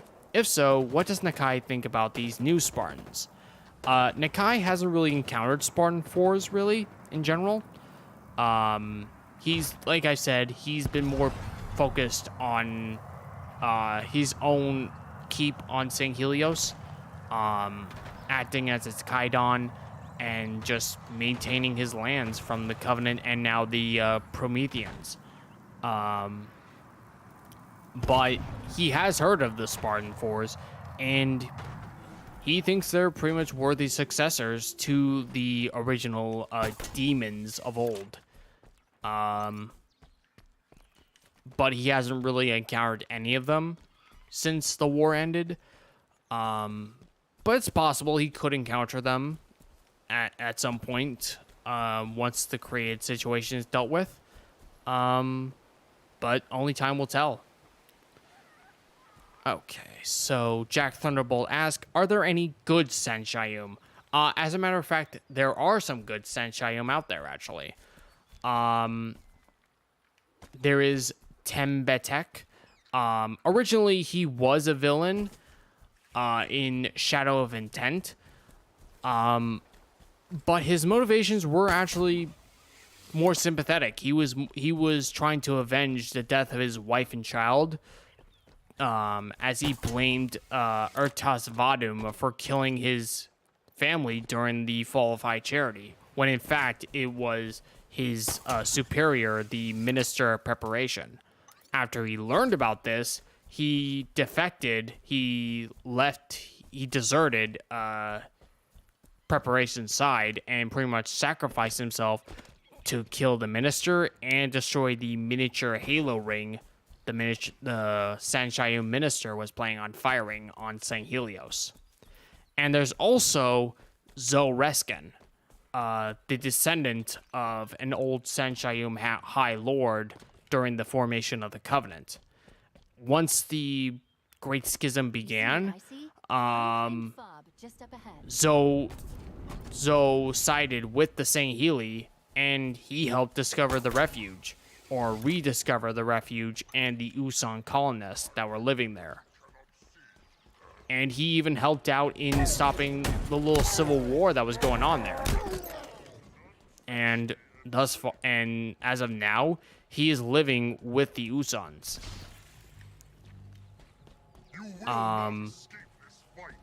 And I would also count his ancestor, Meken Skreaben, as a good Sanshayum, because he questioned the Great Journey, and he genuinely wanted to negotiate with the leader of St. Healy's that didn't really want to side with the Covenant. And he was a fairly reasonable Sanshayum at the time, so yeah. Okay, so right. Let me look at here. Jack Thunderbolt asks, what contact outside of the war has Nakai had with humanity? None, really. Like I said, Nakai has been more focused at home, tending to his keep and his lands. But since siding with the Swords of St. Helios, he has been he's on fairly good terms with humans, at least for himself. I'm not sure if the same could be said on the other side of things, given what happened during the war. But he hasn't really had many contact with humans after the war ended. So yeah, nothing really much going on there. Okay, so James Varla asks, doesn't St. Healy have any snipers in their ranks, or they represent snipers as much as medical elites? Oh, do they they do have snipers in their ranks. I believe St. Healy Rangers kind of count as sniper class units. I think that's really the only class of elites that really have sharpshooting abilities, really. They don't abhor snipers as they do with medics, really. So, yeah. All right, so James asks, a lot of St. Healy mothers die from birth, don't they? Mothers with St. Healy, they don't give birth, they lay eggs. They're not like humans. They don't like give birth as as like mammals do. They more give birth like lizards do with eggs. I would assume they would lay eggs like a lizard would. But in terms of childbirthing, they don't birth at all. So I don't think any health in terms of Healy mothers would be a major issue. Maybe after laying eggs, maybe, but in terms of giving birth, that's not really a major issue, really. Oh, okay, come on, there we go. No more hostiles around Fob Juliet. All I right. think we're ready to claim it. Let's get rid of these annoyances first. Oh, come on. There we go. Right. Right. All right. So Jack asked, what does Nakai think of human technology? Is he open to integrating it into the working of his keep and army? He thinks pretty much like how Obi-Wan Kenobi views blasters in Star Wars. Nakai views human weapons as crude and uncivilized, so I don't think he would really have many of them in his keep. He might have like a human weapon or two as like a trophy, if anything else, but not as anything other than decoration, really. All right, so Jack also asked, has Nakai changed the rules on Healy? Oh, okay. Has Nakai changed the rules of Healy's not knowing the identities of their fathers? No. He's kept that rule pretty much intact. He has 3 kids, and he hasn't told any of them his true identity. Despite the fact that he's a progressive Healy, he is also a traditional Healy.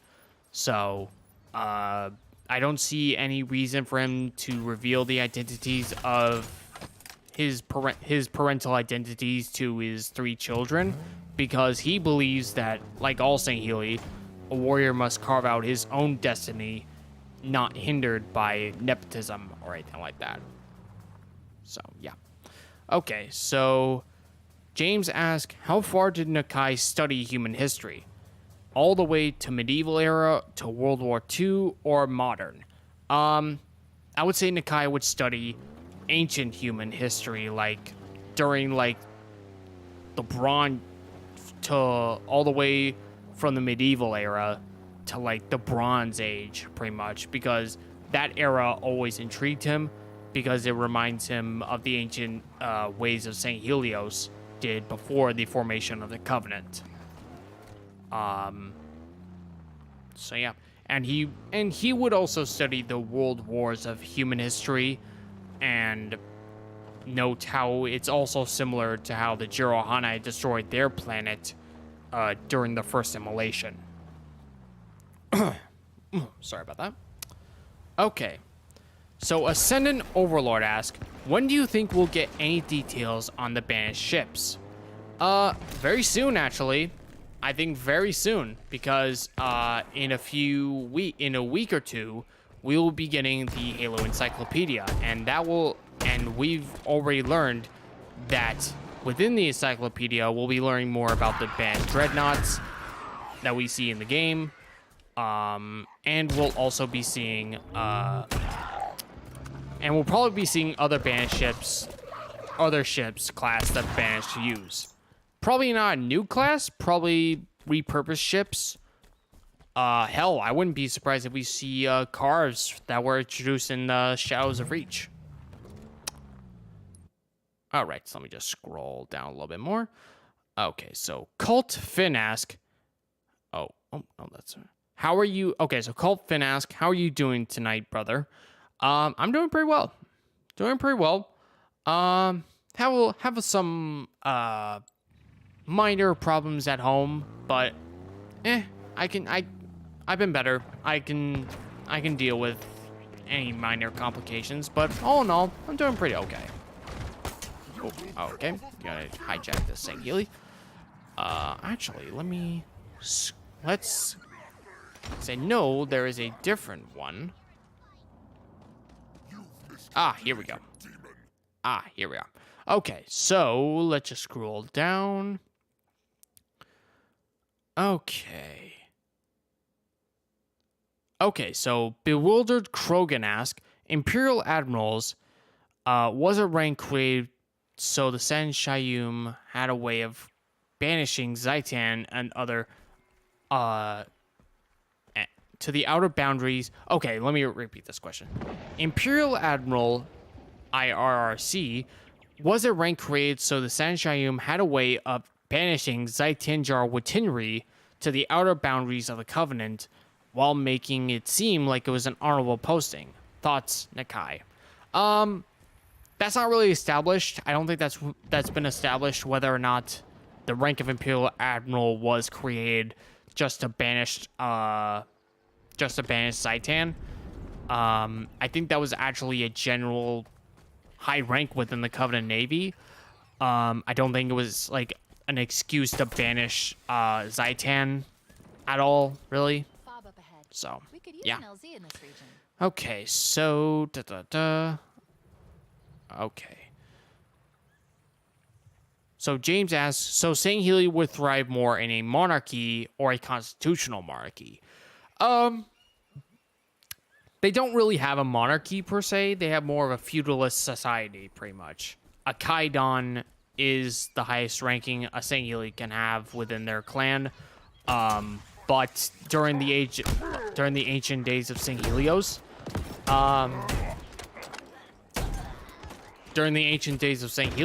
the Arbiters were Judge Kings. They were the rulers of Helios. So right now, in terms of the Sword of Helios, to answer your question, I would say it'd be kind of like a mix between a monarchy and a constitutional monarchy, at least as far as one can expect with Sangheili.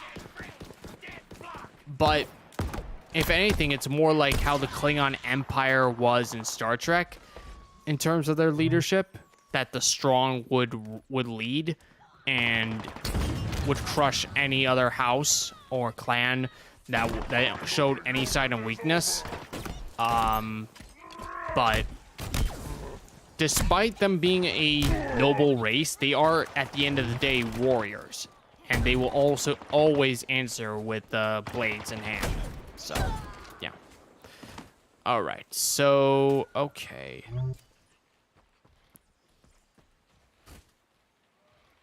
Okay, so, let me ask.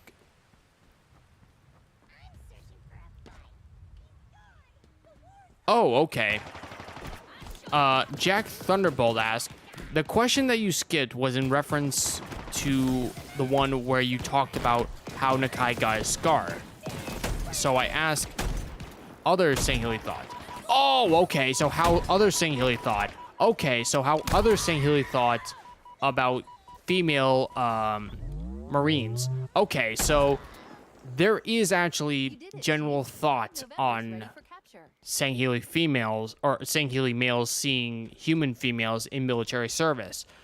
In Halo Sound Storm, Nizak Cavarosi noticed the that humans allow females in military service while males also serve in their own keeps.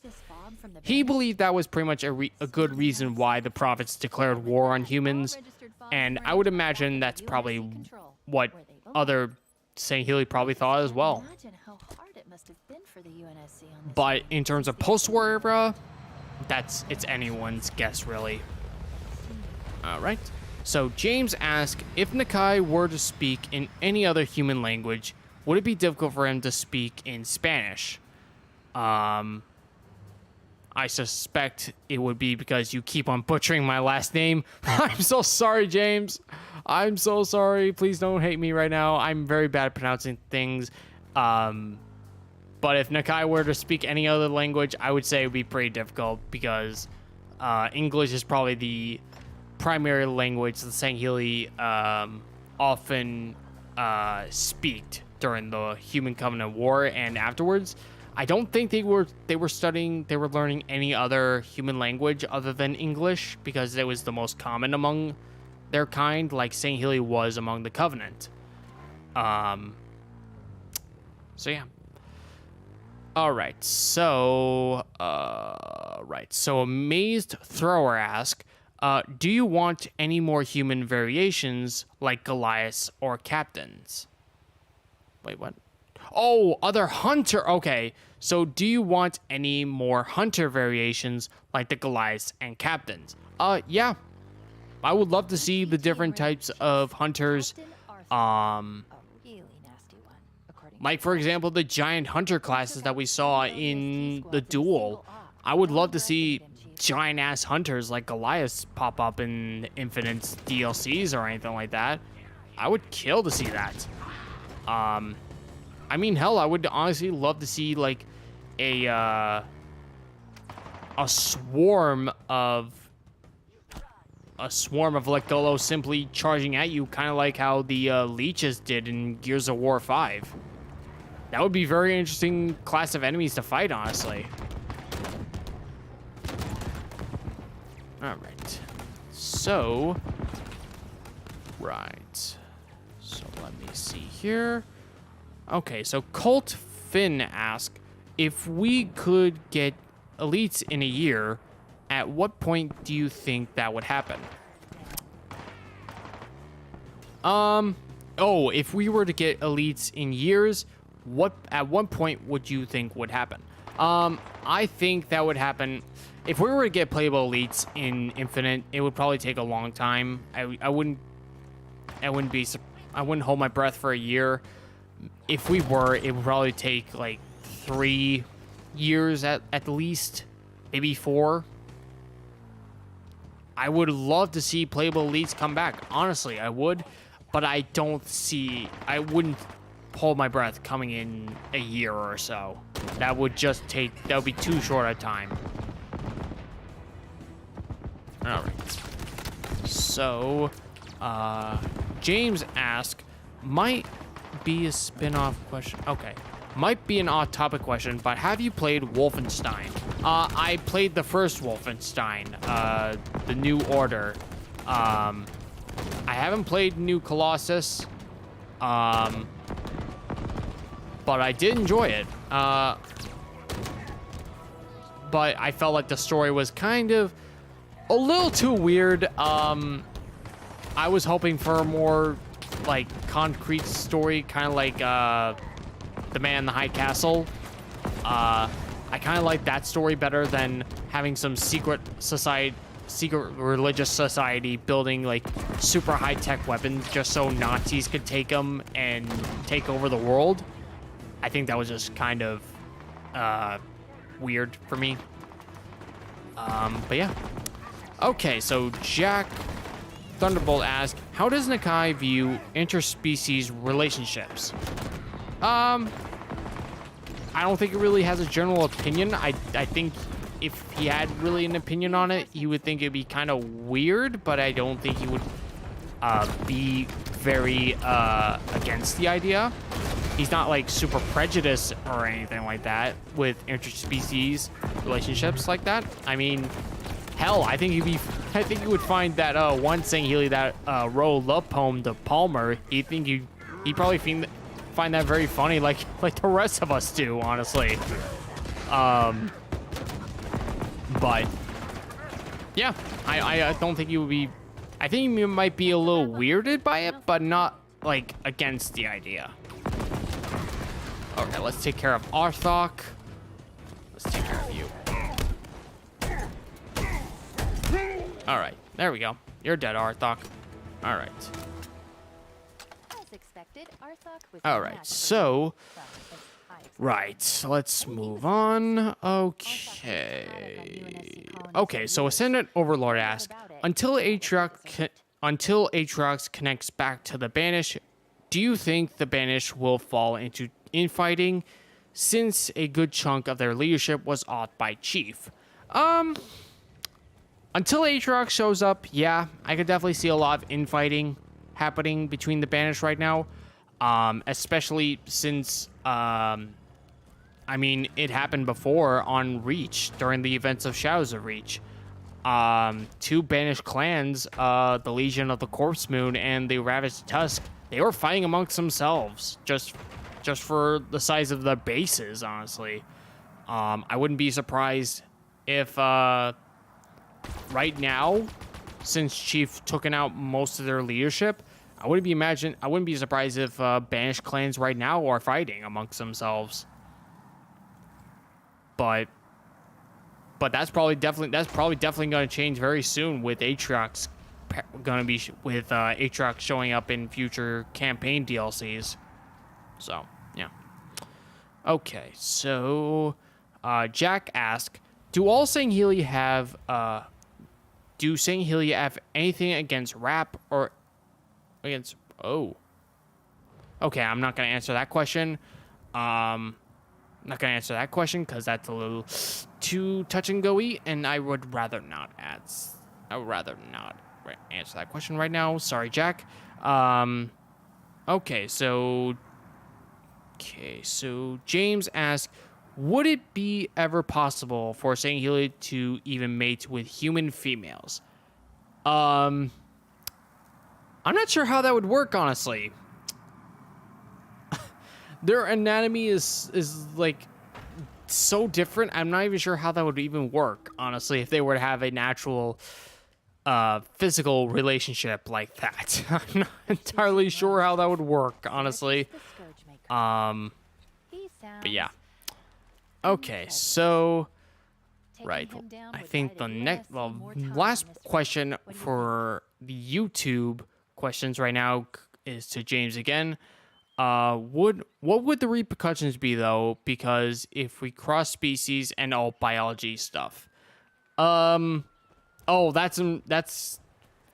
asking further along in terms of my question there of the other question that I just answered. I have no idea, and I don't want to think about that because that would honestly be very terrifying. Honestly, I have no idea how that would work out. How any of that would work, honestly, and that just like I just don't even want to answer that question because I don't even know what the hell to think on that. But yeah, so that's gonna be it for the YouTube questions. So I'm gonna move. There's a couple more from Discord, so I'm gonna answer them before ending this video. All right. So Brutus asked, "Who is leading the Creed after Cortana passed away? Does it seem like the rest of the AIs are in disarray since their eternal leader just died on Zeta Halo?" If I were to say who else would be leading the Creed right now, since Cortana is pretty much dead,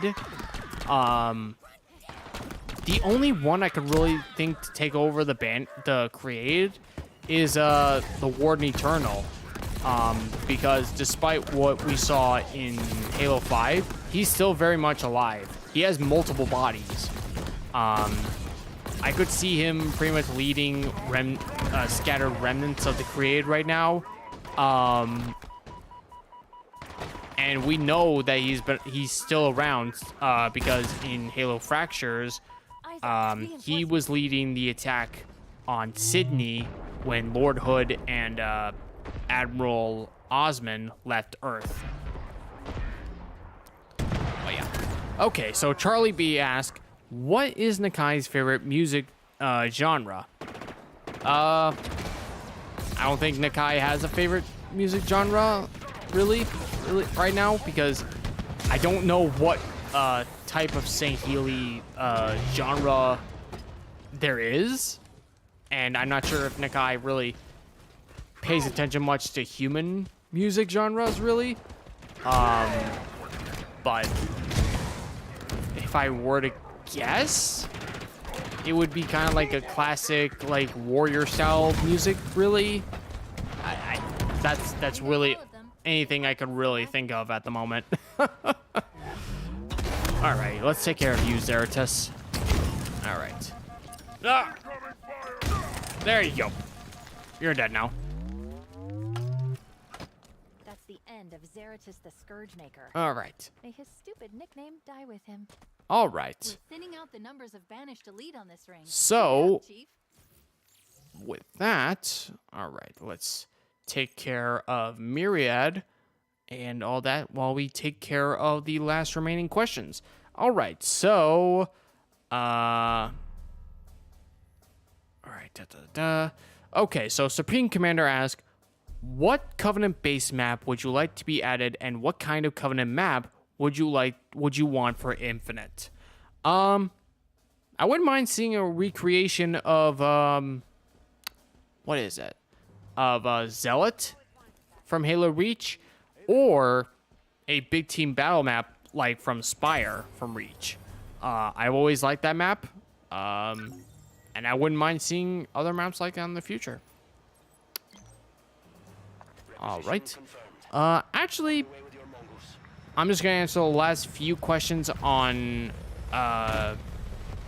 YouTube and the last remaining on Discord, and then I think that'll be it. So, right now, all right. So the bewildered Krogan ask, oh, that's not a question. That's more of a comment. Okay, so Ascendant Overlord ask, would you be interested in Chief Sorry, let me ask this question again. Would you be interested in Chief taking a more commander role with the Marines? He's isolated in future stories, sort of like Jerome. Oh, okay, so you basically asking me if he's going to take more of a commanding role with the Marines right now. Yeah, I could definitely see him, being the Jerome of Zeta Halo right now. At least until Captain Lasky shows up. I could definitely see, him taking more of a leading role. So, yeah. So, yeah. Okay, so I think... Enemy taking cover. So, okay, this is gonna be the last question from Brutus right here on Discord.